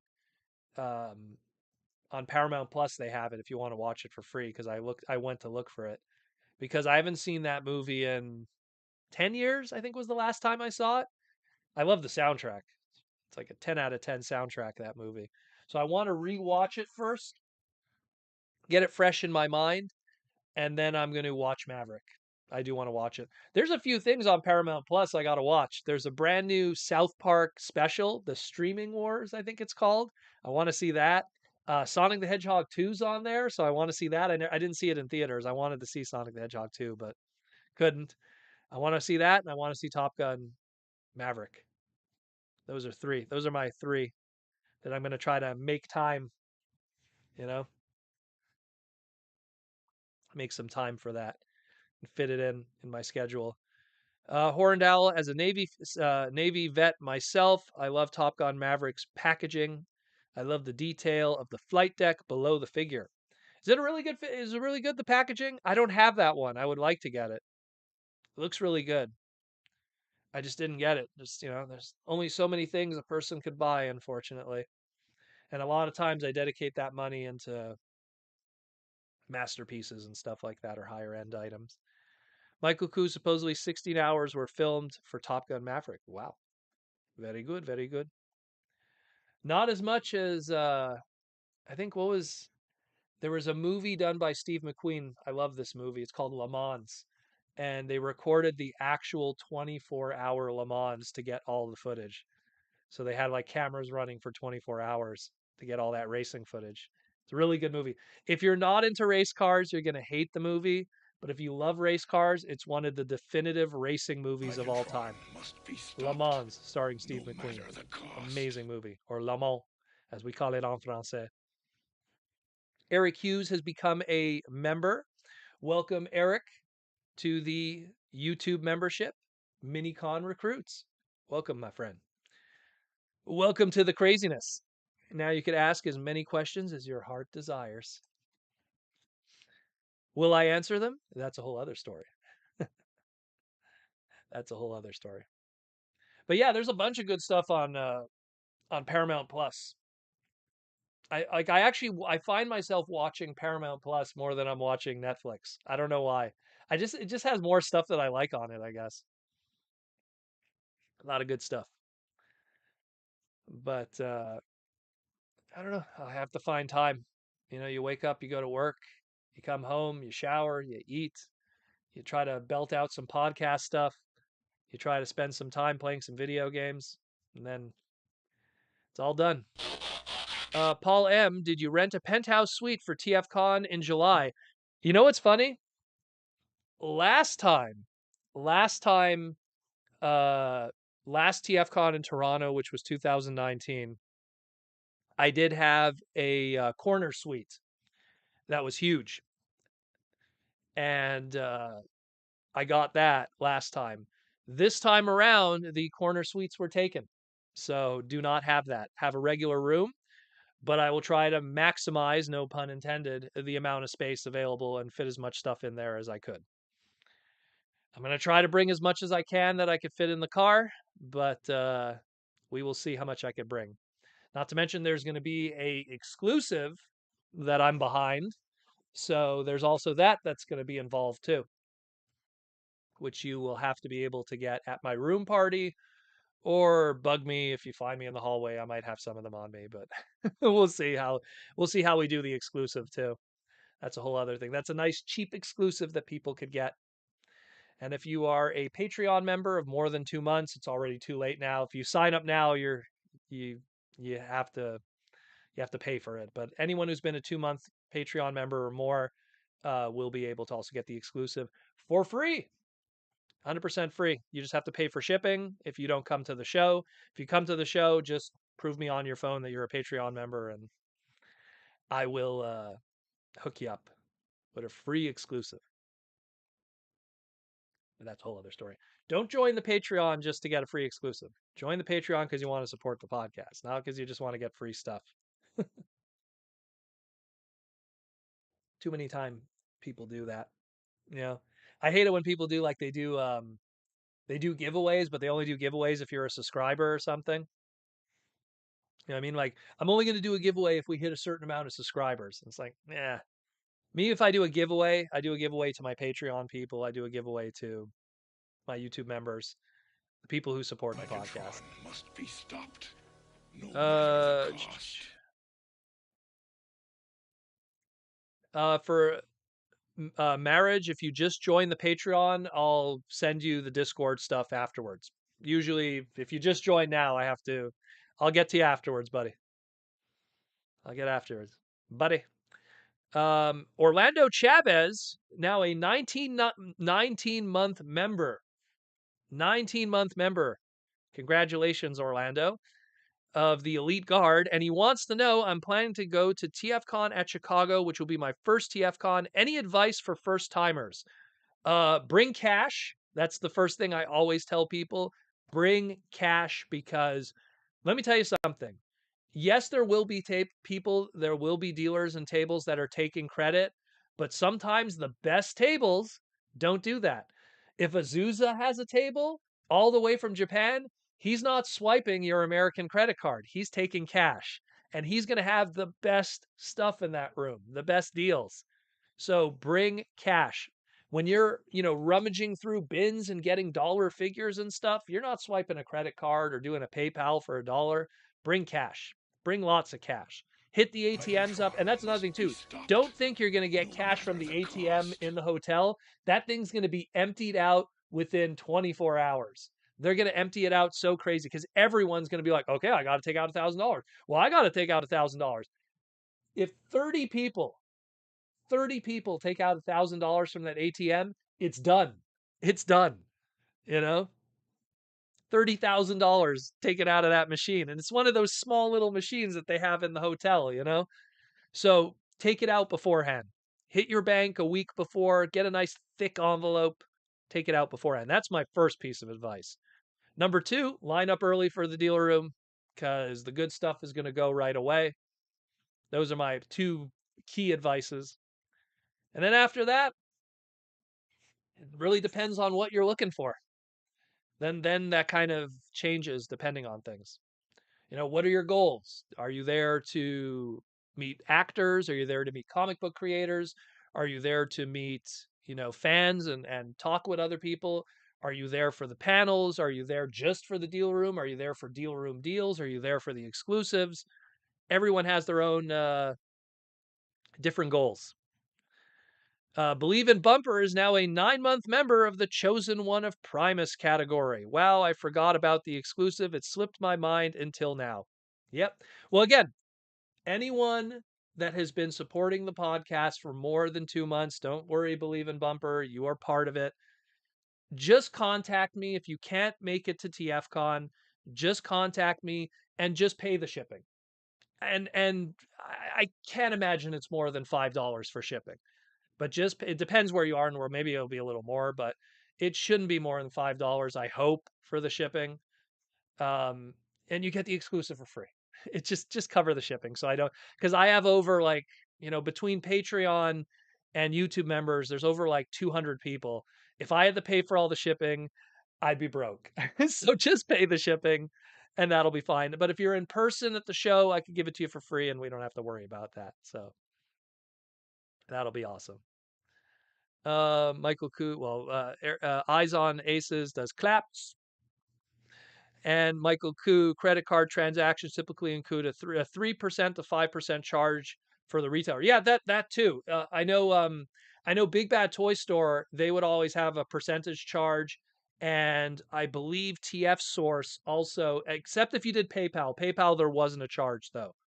PayPal, they would, so you could do PayPal, but I don't remember with Mark from Big Bad. I don't remember his story like now because it's been so long. Who knows what they're doing now? Then there's Square. They have the Square thing too. That's another one that they use. Michael Koo, set yourself a budget for TFCon. Fight against impulsive buying. Oh yeah, people blow all their money in the first Friday. That's usually, or excuse me, Saturday. They just, they go to all the rooms and everything. Again, you have to set goals. You have to set goals. What is my goal this weekend? What am I planning to do? What figure am I looking for? What is my what actor am I going to meet? Actors, look, you have to factor in budget with meeting guests too, because they charge for autographs or they charge for photos, or they might have prints that you want to buy, or if you want to get a commission from an artist. Oh, I want Aaron Archer to make me a Rodimus thing and then certify it. Oh, look, he was certified by Aaron Archer. I want to get Aaron Archer to do some original Rodimus art or something. Like you have to put that money aside because you got to plan that out too. If you blow all your money, you're not going to have any money for the artist to get some cool original art that you could frame. It's in a nice little thing up there. You know, that's the way I see it. You got to plan your money well. Can't just go cray cray. Uh, when are you going to make the announcement about the exclusive? When we get, because we just finished the prototypes. So the prototypes are done. When I get the first test shots sent to me, along with the tech spec card, I'm going to then do a commercial, little commercial, and that commercial will be when I reveal it. It'll definitely be maybe next week, maybe, probably. I guess we'll see if everything timed perfectly. Um, Everything got messed up and delayed because of the big V. So hopefully I'll get it by next week, and then we could start Megatron must be stopped, doing all of that stuff. no matter the Eric cost. Hughes, there he is. Why did Hasbro make new Target Masters for War for Cybertron series when Takara had superior ones? With their Legends line, Hasbro wouldn't have had to make new molds as well. Well, when they did their Battle Master assortment, as they called them, I think they just wanted to revisit some old designs, and I mean, when you think about it, they're not all of them are target masters too in that price point. When you look at like Smashdown, it wasn't even target masters. They wanted to do weapons. Just some of them turned into guns. Some of them turned into hammers or chainsaws or whatever rung is, or some of them turned into roads or some which could double as shields. It was more like a weapons line that they wanted to do. It wasn't really a target master. Megatron must It was be stopped, again, that's why it was called a no battle matter master the assortment, cost. because they just wanted these are all weapons. Not all of them turns into guns like target masters. It just happens that's, there was a couple molds that turned into guns and can be homaged into those, target master characters. Horned Owl wants to know, here's a great half decent podcast. Here's a great halfway decent podcast. I guess referring to me. I don't know. We're okay. We're okay. Michael Koo wants to know with the $5 super chat. Protoman, what part in making a TF exclusive did you like best? Uh, just I wanted when I was planning the exclusive, I was like, how could we manufacture something that the overhead isn't too high that I could have an exclusive that could be $10. Legit, you know? I want because a lot of TFCon exclusives are $70, $80, $100, $120. I think there was like a $190 one once. Um, so I wanted to have an exclusive that everyone could buy, that kids could buy, that people who have low income in the hobby could buy. People who don't want to make a $90 investment in an exclusive, but they want to have a souvenir from TFCon that's an exclusive that's to the show. So just that process, materials, planning, plastic costs, deco, which is just stickers. I did stickers instead of deco because stickers are easier. They just have to be done by hand. So factoring in the cost for the tech spec file because you want to have some character with the character. So having a little trading card tech spec thing adds a little bit of flavor to it. But that goes into the cost. Do I make that tech spec card a high gloss hard trading card? Would have made it way more expensive. So I had to do it as a simple printout on cardboard. Makes it cheaper. So looking at all those, basic cost and design stuff. Again, no paint decos, everything is sticker applied, which was just the better, cheaper way to go.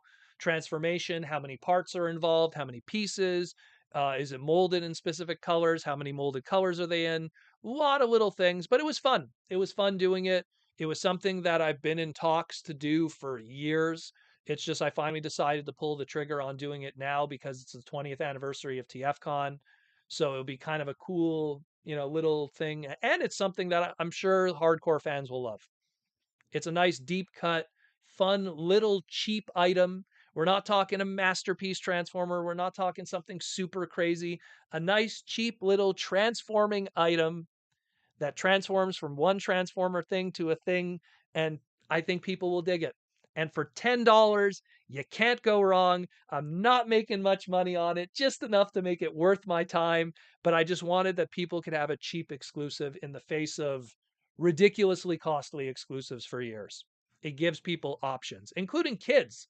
Like I'll never forget. I think it was TFCon 2010 when we had Nightbird. And I remember like there was like families that are like, "Oh, you guys have an exclusive Transformer? How much is it?" And I didn't even want to like say the price because I their face would like melt. And I think Nightbird was $125. And it's just like it's over $100. And it's just like, why? Why is it over $100? Well, because they only made 1,000 and it's a limited run and da da da. All the different explanations for why stuff is expensive. But yeah, but yeah. Can we get a hint of the exclusive? Not yet. Not yet. You will see the exclusive when you see it. The only people that have seen it have been the artists, the designers, and the creators, and of course TFCon. That's it. You will see it soon enough. Horned Owl, yes. Wasn't enough character limit. Was just celebrating you and the halfway decent podcast. Thanks for keeping it up. Thank you, thank you. And at least now the audio quality is still good, right? Right, audio quality is still good, and we got 8 minutes left. So I think I figured out some of the tuning here. I guess. I don't know. Maybe the audio is good because of this little antenna that's over here. Who knows? But again, it's just something simple, something fun. Obviously, if I do more exclusives in the future, I want to do stuff that's a little more fancy and bombastic.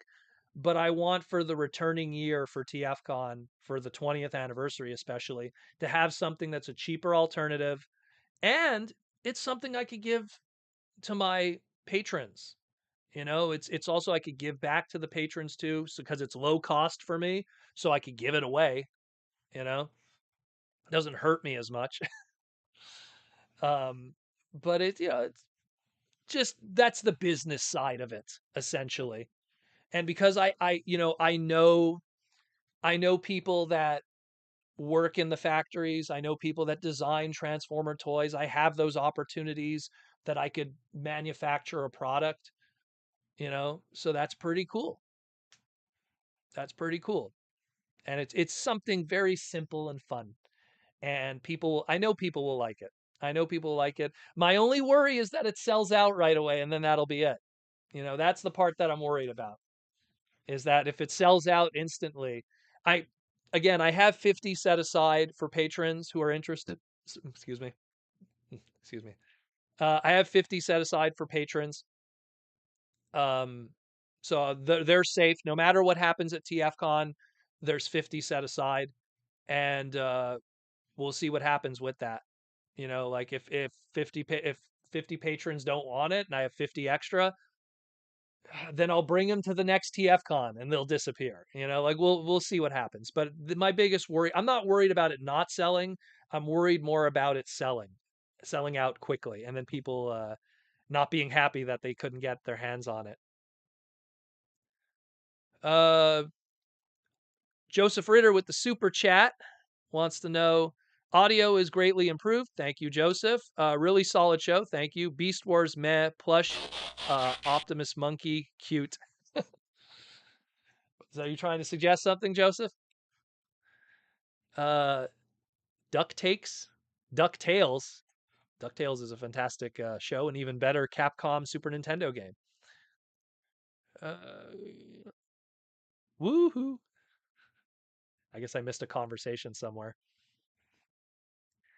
We got 5 minutes left, people. 5 minutes left tonight. And then Protoman is going to go upstairs and enjoy food and go eat.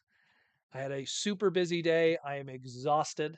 But before I go, and I'll still answer some super chats, but before I go, I'm going to take this moment again to thank Symbiote Studios and Hasbro for sponsoring our segment once again, our little live action live stream, 2 hours of Transformer craziness.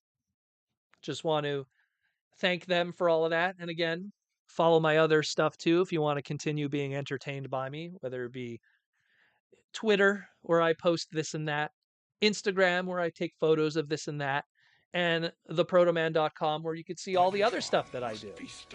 But speaking of other stuff that I do too, again, Toy Armada with Aaron Archer, be sure to check that out also. We have a new YouTube member that joined us, Andy Davis, 14 months now, YouTube member. Stranger Things was so good. I'm guilty of this. I hate to say this, but I have only seen the first season of Stranger Things, and I haven't been keeping up. I've had no time for that. No time. Zero time. Michael Koo, Protoman, thanks for another great live stream. Thank you, Michael, for showing and supporting like you always do, brother. Princeton Phalanx 59, what's for dinner? I went to Costco and I got their their barbecue chicken. So I'm just gonna tear away at that with some pita, and it's gonna be delicious. Get some nice clean chicken breast. The best protein you could ever put in your body is chicken breast. It is clean. That and a turkey that doesn't have too much garbage put in it. Turkey breast is pretty good too, but it's a little dry. Um, but yeah, so I'm gonna have that. What else am I gonna have? You know what I had today, and I felt guilty afterwards. I had It's like Slim Jims, you know, those pepperettes. I don't know what they call them in the States because we call them hot rods here. Not related to the best Transformer character of all time. I had a whole bunch of those, and man, did I feel like like crap afterwards. Costco gave Protoman the bird. Oh, they give me the bird enough, you know, with their prices. But yeah, gonna have chicken tonight. Nice fresh chicken. I feel like chicken tonight. That's an old reference. That shows how old I am. But it's so good. I work at Costco. Those chickens are filled with butter. Butter is good. Butter is good. Margarine and hydrogenated oils is not good for you. But butter is fine. Beef jerky? Yeah, I guess you could call it beef jerky. I guess you could call it, let's call it sodium nitrate sticks, which when you're almost 40, like I am, I'm not 40 yet, but I'm almost 40, you got to kind of cut it down on that kind of stuff. Can't eat that stuff anymore. I remember when, avid cereal enthusiast Jerry Seinfeld, the comedian, said that he had to stop eating cereal after being a enthusiast of cereal his whole life. He knew he was getting old. And I was like, oh man, when Jerry Seinfeld stops eating cereal, it's over, man. You know, we're getting old. Spring is prime, so real life thing, my gas station ran out of gas as I was pumping today. Are you serious? Oh man, that must suck. When it stops pumping, does it still keep going or it must stop at least, I would imagine. That's never happened to me in all my years. All my years pumping gas. I've never seen that happen. That's crazy. Death sticks. Yeah, seriously. Burns the chest. You know what? You want to do a little experiment? Take those Slim Jims or those whatever you want to call it, put it in a bowl and pour soda on top of it. It has a chemical reaction. So never have that stuff with soda at the same time. It'll destroy your insides. It's kind of like Mentos with soda, except on a more deeper chemical heartburn kind of level. But they taste so good. Taste so good. But they're so bad for you. But they taste so good, but they're so bad for you. Spring is prime. It had an auto shut off. Okay, cool, good. At least you didn't lose money. That's the most important thing. Anyways, guys, we're at the 2 hour mark. It's been fantastic. Thank you, everyone who came out today, who supported, who gave super chats, who joined YouTube membership. Some people joined Patreon. Anyone who joined Patreon today or YouTube membership, again, thank you. The Patreon people, I will contact you when I get a moment.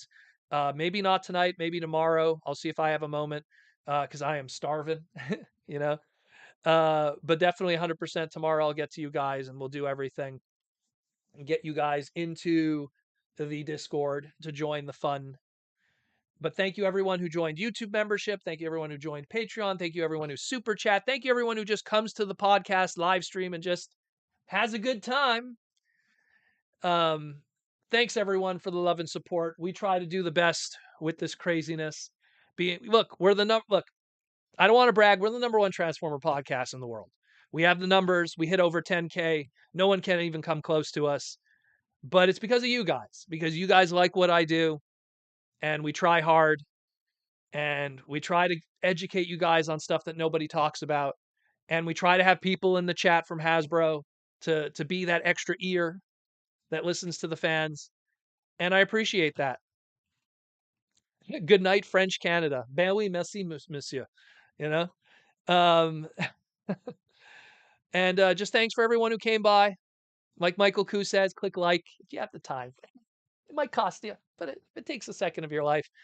But thanks everyone for coming. Be sure to like, comment, and subscribe. Love the podcast. Share me around if you like what you hear.